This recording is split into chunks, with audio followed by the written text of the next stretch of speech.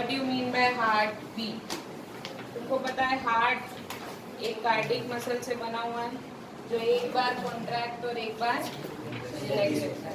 One contraction plus one relaxation gives one heart beat. आई बात समझ में? जब हार्ट कॉन्ट्रैक्ट होता है, व्हेन हार्ट कॉन्ट्रैक्ट्स, तो ब्लड पंप होता है. कैसे सुनो? Pumps out. और ये जो होता है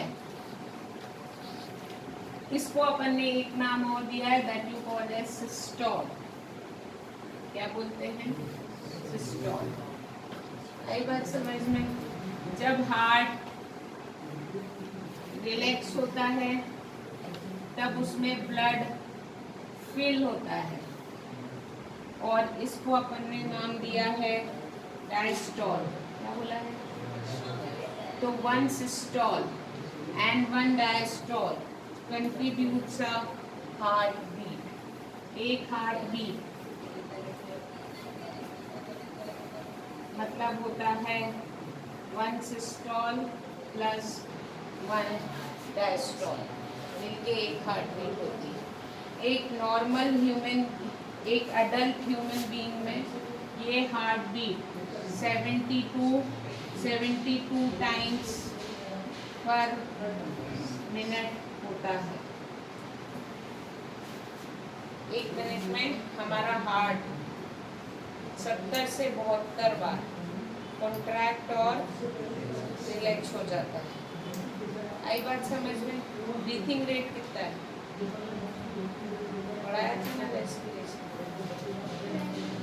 एक मिनट में 12 से 17 एक बार हम ब्रीथिंग रेट हमारा रहता है एक मिनट में. एक मिनट में एक नॉर्मल इंसान नॉर्मल एक्टिविटी में 12 बार सांस लेता है. 12 से 15. आई बात समझ में? लेना और छोड़ना इज वन ब्रीथिंग साइकिल. ये हार्ट बीट है. ये इनवॉल्यूंटरी एक्शन है, ये हमको पता नहीं चलती. ये एक मिनट में 70 से 72 बार धड़कता है heart. That you called as a heart beat. Heart beat को मेजर कैसे करते हैं? Heart beat is measured by pulse. किसको चेक करते हैं? पल्स. आई बात समझ में? पल्स क्या है? तुमको heart beat is counted bye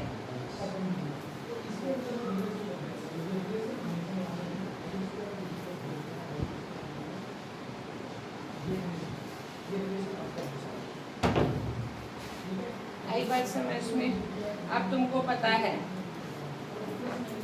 जब भी हार्ट पंप करता है ब्लड को तो बहुत ज़्यादा हाई प्रेशर से आर्टरी में ब्लड को छोड़ता है.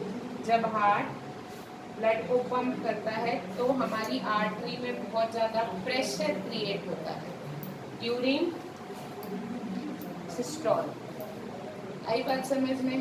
तो उन्होंने बोला है ये जो हार्ट जब हार्ट कॉन्ट्रैक्ट होता है, when heart contracts it cause, उसके कारण एक वेव जनरेट होती है. वेव ऑफ, उसको बोलते हैं वेव ऑफ डिस्टेंशन. क्या बोलते हैं? मतलब एक ऐसी एनर्जी जनरेट होती है किसमें? इन आर्टरीज. आर्टरीज में ऐसा एक वेव जनरेट होती है.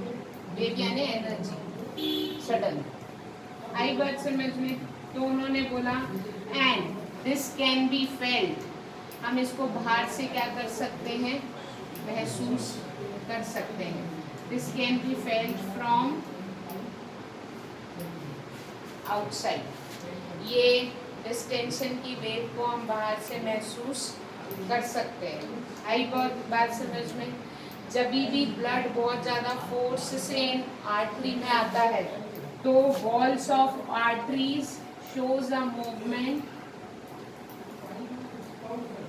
आर्टरीज में ही आएगा क्योंकि आर्टरीज से बाहर हार्ट से बाहर आने के लिए आर्टरीज होती है और हार्ट में अंदर जाने के लिए आई बात समझ में। तो walls of arteries shows a movement जिसका नाम होता है थ्रोबिक, क्या बोलते हैं, थ्रोबिंग, सॉरी। जब भी हार्ट पंप होता है तो आर्टरीज के पास ये मूवमेंट होता है।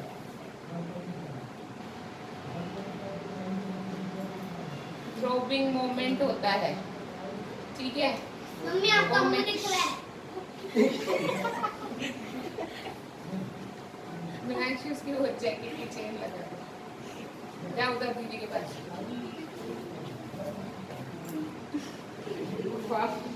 आई बात समझ में। तो बेसिकली जितनी बार 1 मिनट में ये टेंशन वेव जितनी बार ये टेंशन वेव आती है आर्टरी में, वो हमारी क्या कैलकुलेट करती है, पल्स कैलकुलेट करती है। तो इस तरीके से हम पल्स को क्या करते हैं, मेजर करते हैं। अब मैंने कल तुमको बोला था arteries are deep seated inside the body, हमारी बॉडी में अंदर की तरफ, लेकिन 3 जगह, रिस्ट, नेक और टेम्पल। टेम्पल यानी होता है ये,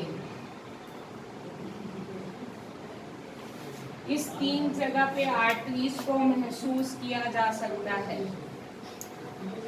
स्किन के तरफ होती है, रिस्ट पे, नेक पे और यहाँ दिमाग के, कई लोग की दिखती है यहाँ की नस। Getting my point. तो जो डॉक्टर पल्स रेट हमारा काउंट करते हैं वो कहाँ से काउंट करते हैं, रिस्ट से। आई बात समझ में। 2 फिंगर लगा के ऐसा वो लोग इस टेंशन को क्या करते हैं, महसूस करते हैं। आई बात समझ में, गेटिंग माय पॉइंट। तो इस तरीके से पल्स को चेक करके अपन हार्ट बीट भी काउंट कर सकते हैं। Getting my point. उसके बाद अगला टॉपिक आता है ब्लड प्रेशर। ऑब्वियसली नाम से ही समझ में आ रहा है, हार्ट आर्टरीज में बहुत ज़्यादा प्रेशर से ब्लड छोड़ता है। तो हमारी जितनी भी वेजल्स हैं उसमें 2 प्रेशर में ब्लड ट्रैवल करता है। पहला जो होता है, what is blood pressure, the force that blood exerts, force that blood exerts on the wall of blood vessel is called blood pressure. Spelling गलत हो चुकी है।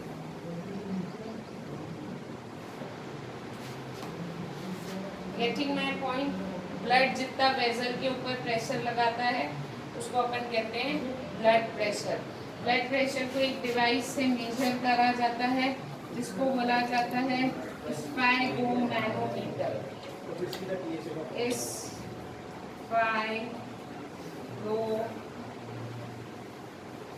स्पाइरोनैनोमीटर, this is the device which measure blood pressure. देखा है doctor को hospital में सब लोगों ने, ठीक है, ऐसा मरकरी स्टेंट कफ लगा के सब पंप से, ठीक है, उसको बोलते हैं स्पाइरोनैनोमीटर। अब तुमको पता है जब हार्ट रिलैक्स होता है तो ब्लड आर्टरीज में नहीं जाता, ब्लड फिल होता है। और जब हार्ट लेस प्रेशर होता है वेजल्स पे, और जब हार्ट पंप करता है तो वेजल्स पे प्रेशर ज़्यादा होता है। आई बात समझ में।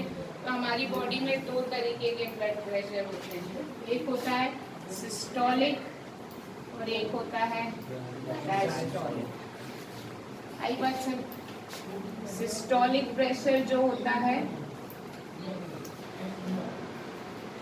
Systolic BP and diastolic BP.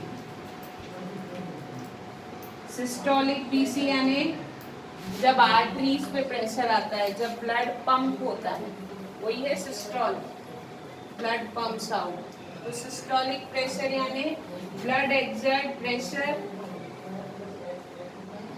Force by blood on arteries, ठीक है। दिस डायस्टोलिक प्रेशर होता है, ये भी force by blood on arteries ही होता है, लेकिन ये प्रेशर होता है व्हेन हार्ट कॉन्ट्रैक्ट्स, और ये प्रेशर होता है व्हेन हार्ट आर्टरीज से ही मेजर करते हैं दोनों प्रेशर। तो आर्टरीज में जब हार्ट रिलैक्स होता है तो प्रेशर कम हो जाता है, और जब हार्ट स्क्वीज होता है तो प्रेशर बहुत ज़्यादा हो जाता है। तो हमारी बॉडी का जो सिस्टोलिक प्रेशर है वो होना चाहिए 120 mmHg, मतलब 120 मिलीमीटर ऑफ मर्करी। जो वो उसमें भरा रहता है ना नीचे, वो मर्करी होता है, उसको सिर्फ कितना ऊपर जाना चाहिए, 120 mm हाई। आई बात समझ में। और हमारी ब्लड का आर्टरीज पे सबसे कम प्रेशर होना चाहिए 80 mmHg, इसको ऐसा लिखते हैं 80 120 डॉक्टर लोग, हाई इतना लो इतना। आई बात समझ में। तो हमारी बॉडी ज़्यादा से ज़्यादा नॉर्मल जो प्रेशर मानते हैं वो 140 और नीचे का 90 taken as normal at the age of 60,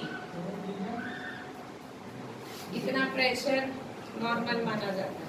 लेकिन अगर ब्लड का प्रेशर इससे ज़्यादा बढ़ता है तो उसको बीपी का, हाई बीपी का पेशेंट कहा जाता है। हाइपरटेंशन जो आजकल एक नॉर्मल डिसीज हो गई, ये एज के कारण भी आती है। कई बार हाई बीपी हो जाता है विद डर के मारे, भागने के कारण, वो हाई बीपी नहीं होता, वो थोड़ी देर में नॉर्मल हो जाता है। High BP, high blood pressure, hypertension वो बीमारी है जो किसी में परमानेंटली आ जाती है। वो हाइपरटेंशन क्यों होता है? इन ब्लड वेसल में कोई कोलेस्ट्रॉल डिपोजिशन, या फिर अभी बताती हूँ। आई बात समझ में। तो बेसिकली इसके बाद हम लोग को देखना है what do you mean bye hyper tension, या फिर इसको बोलते हैं हाई ब्लड प्रेशर। आई बात समझ में। तो बेसिकली मैंने तुमको क्या बताया, hypertension like stiffening of wall of artery, artery की वॉल ऐसे पास पास आ जाए किसी मेडिकल रीजन से, या फिर आर्टरीज की वेजल्स के बीच में कोलेस्ट्रॉल डिपॉजिट हो जाए, तो ब्लड को फ्लो होने में तकलीफ होती है, जिसको बोलते हैं resistance to flow of blood. आई बात समझ में। अगर ये ब्लड तो प्रेशर से आता है, अगर ये रास्ते खुले हुए नहीं हो तो इन टिपिकल केसेस ये आर्टरीज रैप्चर भी हो जाती हैं। क्या हो जाती हैं? फट जाती हैं, और फिर उस पर्सन को इंटरनल ब्लीडिंग की हो सकती है बॉडी के अंदर, फिर वो नाक में से, कान में से पानी आने, खून आने लगता है। That is called as internal bleeding. आई बात समझ में। तो हाई ब्लड प्रेशर स्मोकिंग के कारण भी होता है। Getting my point. तो हाई बीपी एक ऐसी बीमारी है जिसके कारण इंसान अगर बहुत ज़्यादा बिगड़ जाए तो मर भी सकता है, ठीक है। इसलिए उसकी रेगुलर क्या लेनी पड़ती है? टैबलेट्स लेनी पड़ती है। आ गई बात समझ में? ओके। अब इसके बाद हमारी बॉडी में एक सर्कुलेटरी सिस्टम और होता है, बताया था ना मैंने, पढ़ना है अपने को। जैसे ये तो blood, this is all about circulatory system in our body in the form of blood, heart, blood and vessels. ये सब मिलके हमारी बॉडी में खून को पूरी बॉडी में एक जगह से दूसरी जगह ट्रैवल कराता है। लेकिन अब हमारी बॉडी में एक सर्कुलेटरी सिस्टम और होता है जिसको बोला जाता है लिम्फेटिक।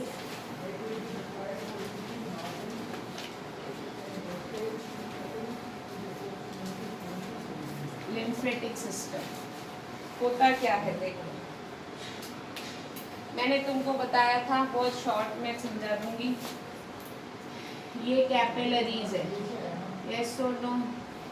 इन कैपिलरीज से सेल क्या करते हैं, डिफ्यूजन के थ्रू चीज़ें, इसमें ब्लड जा रहा है, यस और नो। डिफ्यूजन के थ्रू चीज़ें इन कैपिलरीज से इन सेल में आती हैं। लेकिन ये सेल और ये कैपिलरीज क्लोजली पैक्ड नहीं होते हैं। ऑब्वियसली ना, कितना भी पास पास हो, उनके बीच में कुछ ना कुछ इंटरसेलुलर स्पेस रह जाएगी। आई बात समझ में? तो ये जो ब्लड है, इसका कुछ हिस्सा इस गैप में, जिसको अपन कहते हैं टिश्यूज में आ जाता है। किसके अंदर से? कैपिलरीज के अंदर से। अब ये जो आता है ब्लड में से, blood some material from blood out in free space या फिर टिश्यूज में, तो हम उसको अपन बोलने लगते हैं टिश्यू फ्लूइड। क्या कहने लगते हैं? आया वो ब्लड से ही है, लेकिन ब्लड में से क्या चीजें आर पार जा सकती हैं? ब्लड में से आरबीसी कभी बाहर नहीं जाते, मतलब आरबीसी इतने बड़े होते हैं कि वो इस कैपिलरी को पार करके इधर नहीं आ सकते। इस ब्लड का कौन सा हिस्सा इस टिश्यू फ्लूइड में आता है? प्लाज्मा। कौन सा हिस्सा आता है? कभी कभी WBCs भी आ जाते हैं at the site of infection. यदि हमारी बॉडी में कहीं इन्फेक्शन है तो इस प्लाज्मा के साथ कैपिलरी से बाहर WBCs भी आ जाते हैं। आई बात समझ में? और ये जो ब्लड से आई हुई चीज़ है, ये आना तो नहीं चाहिए थी पर आ जाती है, तो ये इन टिश्यूज में खाली जगह पे इकट्ठा हो जाता है फ्लूइड। इसको अपन कहते हैं tissue fluid. It is colourless. क्यों? क्योंकि इसके पास आरबीसी तो नहीं है। तो ये फ्लूइड क्या होता है? कलरलेस होता है। ये फ्लूइड यहाँ टिश्यूज से फिर ऐसी नसों में जाता है। हमारी बॉडी में एक और वेजल्स होती हैं जिनको बोला जाता है लिम्फ वेजल्स। तो ये फ्लूइड जो प्लाज्मा और पानी इनसे मिलके बना है, ये इन वेजल्स में क्या होता रहता है? आता रहता है। ये वेजल्स आगे जाके ब्लड की वेन्स से कनेक्ट हो जाती हैं, और ये वेन्स किसके पास जाती है? हार्ट के पास ही तो जाती है सारी वेन्स। तो अल्टीमेटली ये टिश्यू फ्लूइड जाके किस में मिलता है? ब्लड में ही मिलता है, लेकिन ये निकलता भी ब्लड से ही। आई बात समझ में? लिम्फेटिक सर्कुलेटरी सिस्टम सिर्फ इस फ्लूइड को खाली स्पेसेस से उठाकर उसमें थोड़ा सा परिवर्तन करके उसको वापस किस में छोड़ती है? ब्लड में छोड़ती है। आई बात समझ में? Basically this is lymph circulatory system. अब उसको थोड़ा थोड़ा उन्होंने बताया है। उन्होंने बोला, हाँ, अब मैंने जितना समझाया है उससे तुमको ये बातें तो समझ में आ जाएंगी। अब उन्होंने बोला है लेकिन ये जो टिश्यू फ्लूइड होता है ये प्लाज्मा के जैसा ही होता है, लेकिन इसमें प्रोटीन कम होता है। Plasma is more proteinaceous than tissue fluid, lymph. Tissue fluid का ही नाम क्या होता है? लिम्फ। बना ये प्लाज्मा से ही है, लेकिन इसका प्रोटीन क्या होता है, कम होता है। तो बेसिकली लिम्फेटिक सिस्टम में 4 चीजें हैं। पहला, लिम्फ की कैपिलरीज, जहाँ पे ये टिश्यू फ्लूइड अंदर जाएगा नसों में। फिर आएंगी large lymph vessels. Large lymph vessels मतलब इन कैपिलरीज से आगे वो वेजल्स में चली जाएंगी। तीसरा आएगा लिम्फ फ्लूइड खुद, इनमें क्या जा रहा है, फ्लूइड ही जा रहा है ना। चौथा, हमारी बॉडी में कहीं कहीं पे लिम्फ नोड्स होते हैं।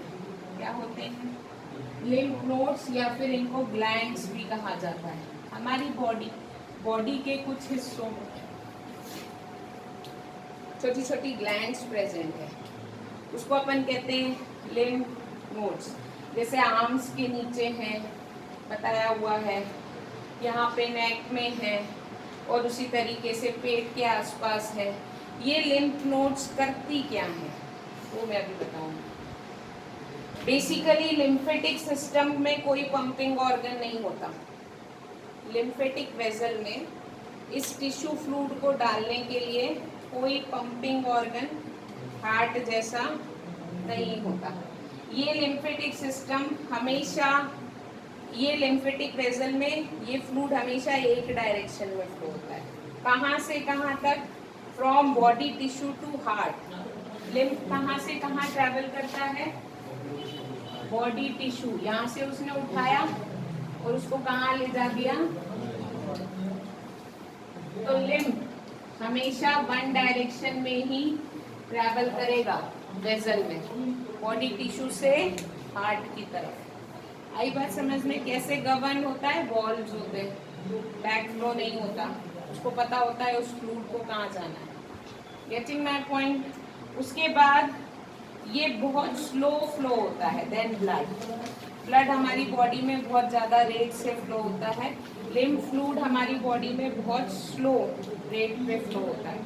आई बात समझ में। अब उन्होंने बोला है lymph capillaries are more permeable. चलो मैं लिख देती हूँ, याद रहेगा। Lymph flows at slow rate. फिर उन्होंने बोला lymph capillaries are more permeable. More permeable मतलब इनकी कैपिलरीज में इजीली एंटर किया जा सकता है देन टू ब्लड कैपिलरीज। इनकी वॉल्स ज्यादा परमिएबल होती है। आई बात समझ में। दूसरा उन्होंने बोला है, हाँ वो सब मैं बता चुकी हूँ।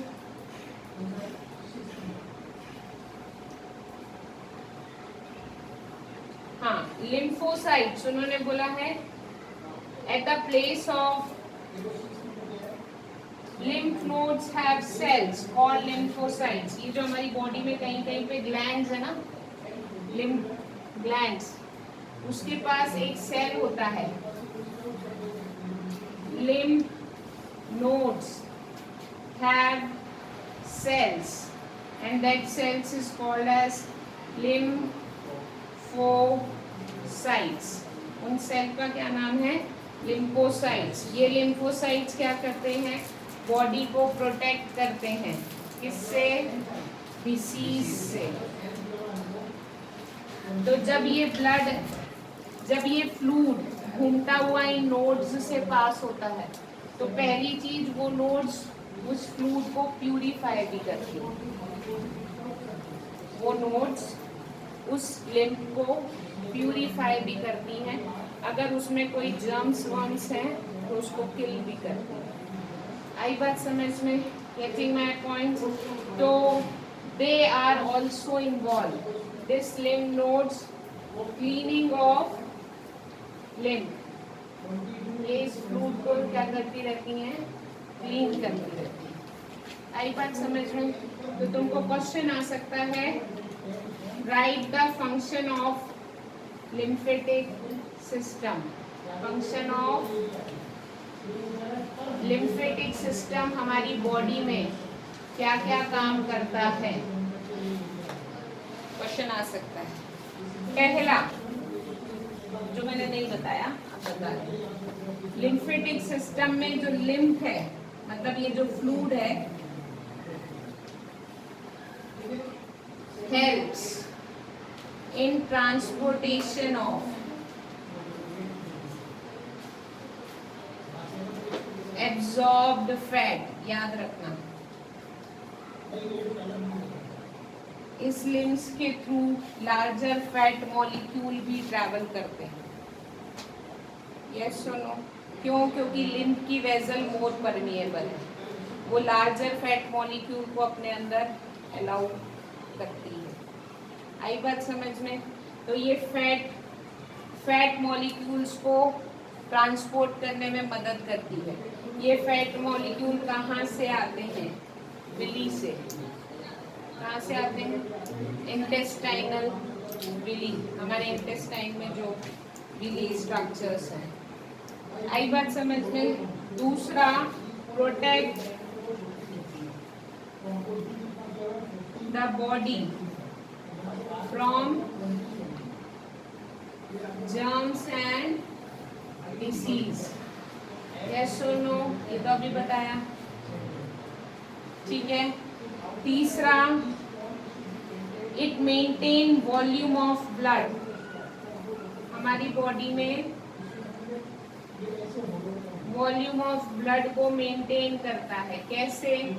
जो ब्लड में से निकल चुका है उसको ले जाके वापस ब्लड में ही डालता है, इसलिए हमारी बॉडी में ब्लड का वॉल्यूम बना रहता है। इतना लीटर ब्लड है तो इतना ही लीटर ब्लड बना रहेगा। आई बात समझ में? चौथा, लार्ज प्रोटीन्स को भी ट्रांसफर करता है। Lymphatic system transfer large protein. अगर 4 फंक्शन आएंगे तो ये चारों फंक्शन पता होना चाहिए। Getting my point? Okay, so this is all about transportation in human being.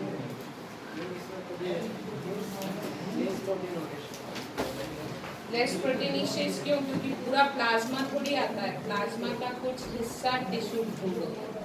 Plasma more proteinaceous है, टिश्यू फ्लूइड में उतना प्रोटीन नहीं होता। Getting my point?